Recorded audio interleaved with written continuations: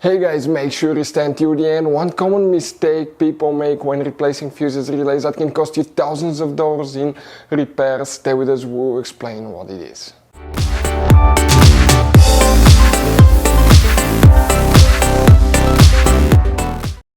Hey guys, welcome back to Auto Repair guys. Thank you guys for watching and subscribing to the channel. Today will be super helpful video to any of you guys having a Mercedes E Class. We're talking about this generation here from year 2010 to year 2016. This is known as generation W212 E Class. If you need to find where the transmission shifter fuses are located, we have 6 different fuses in 3 different fuse boxes. One of them is completely hidden. Stay with us. We will explain where you can find them, where you can buy cheap parts, tools, fuses, relays at a good price, quick shipping. That way you do not waste your money and time. And what's important, to always test fuses and relays. All that guys will be covered absolutely free for your convenience. Make sure to stay until the end. So before we start, let us tell you a little bit about us guys. Now, if you have a Mercedes E-Class, that generation from year 2010 to year 2016-17 guys, this is the W212 guys. We're going to have a video for every single fuse relay on that car, why things do not work, why we're making this one, because we're trying to save you time and money guys. Let's say you're down the road in the middle of nowhere, your car does not start, you need to find where your engine starter fuse relay is located guys, where you can find fuel injection system fuses, fuel pump fuses. All you have to do, come to the channel, watch that video, 1-2 minutes, you're back on the road guys. In addition, we'll share where you can buy cheap parts and tools, that way you do not waste your money and time. Every single car we get here at the garage, we try to make guys at least 200 to 300 free repair videos. We take them completely apart, we show you how to fix mechanical, electrical, engine work guys, body work, a little bit of everything. And we have more than 12,000 free repair videos on our channels that can save you thousands of dollars guys in free repair videos. Check it out if you need help with that. So let's go ahead and start on it now. So now the transmission shifter fuses, where you can expect to find them. We will demonstrate on that generation Mercedes E-Class. This is the pre-facelifted model, this is the facelifted model guys, but it should work for both. You have multiple fuse boxes and today we'll work in 3 of them. The first one is under the hood. Open the hood. On the driver's side here under this cover you have a fuse box. Open that cover and you'll find the main engine fuse box with a layout like this one here. Before we guys continue, let's explain quickly why it's always a good idea to test fuses and relays.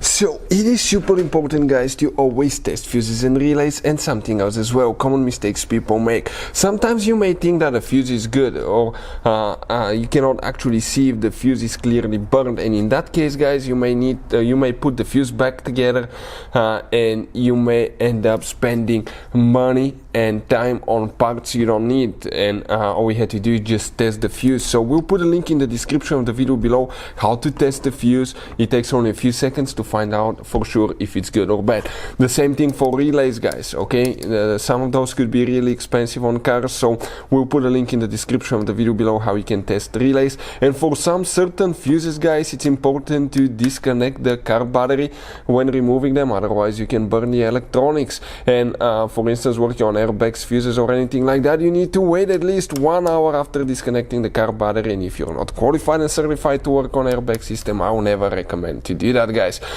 But when disconnecting the car battery guys, okay, common mistake people make, it's important to know which battery terminal you reconnect first. If you do it the wrong way, you can burn electronics modules. How we know about that? We burn before the traction control module on BMW that cost us $2,000 guys. So we'll put a link in the description of the video below which battery terminal to disconnect first. Check it out for your convenience.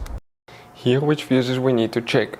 If you guys need to buy any fuses, relays, parts, tools, anything for your Mercedes or other car, check out the link in the description of the video below where you can get them at a good price, quick shipping, that way you do not waste your money and time. Transmission shifter fuses that we need to check here. Next to the fuses you have numbers that indicate which fuse you're looking at. The first fuse that we need to check is fuse number 12, right here. Then you need to check fuse number 16, this one on top, right there. After that you need to check fuse number 33, that 10M fuse here.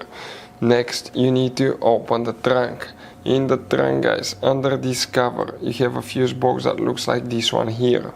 And here we need to check 2 fuses. One of them, okay, the fuse numbers again will be next to them, is fuse 73 and fuse number 88 here will need to be checked. After that, you need to open the hood again. Here where your jump starter terminal is located, that's actually a hidden pre-fuse box. Removed, it looks like this one. This is a side view, and open on the inside it looks like this one.